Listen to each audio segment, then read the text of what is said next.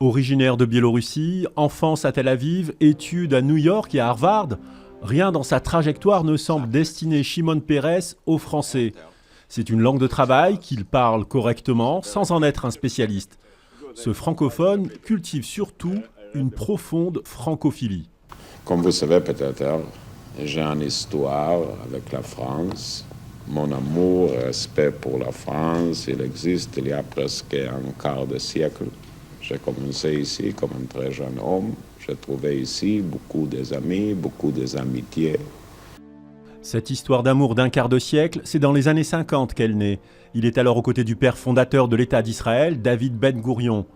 Directeur général du ministère de la Défense, Shimon Peres va devenir le grand architecte d'un rapprochement stratégique avec Paris. Plus que sur son français, il s'appuie surtout sur ses réseaux en France, notamment auprès des courants socialistes, au pouvoir dans les deux pays. C'est un véritable tour de force. La France va fournir à Israël du matériel militaire, des avions de chasse, des blindés, mais surtout son premier réacteur nucléaire, basé à Dimona. C'est le début d'un programme ultra secret vers l'acquisition de l'arme atomique. De retour au pouvoir, même le général de Gaulle ne pourra y mettre un terme. La France de Shimon Peres, c'est aussi celle des intellectuels du quartier latin et des artistes. Artisan de la sécurité d'Israël, Shimon Peres rejoint le camp de la paix avec la Palestine.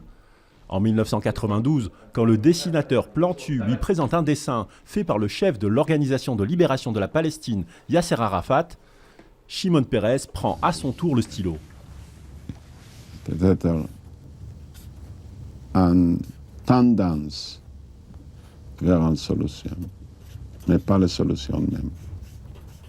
Un an après, les deux signataires du dessin ratifient les accords d'Oslo qui leur vaudront avec le Premier ministre israélien Yitzhak Rabin le prix Nobel de la paix.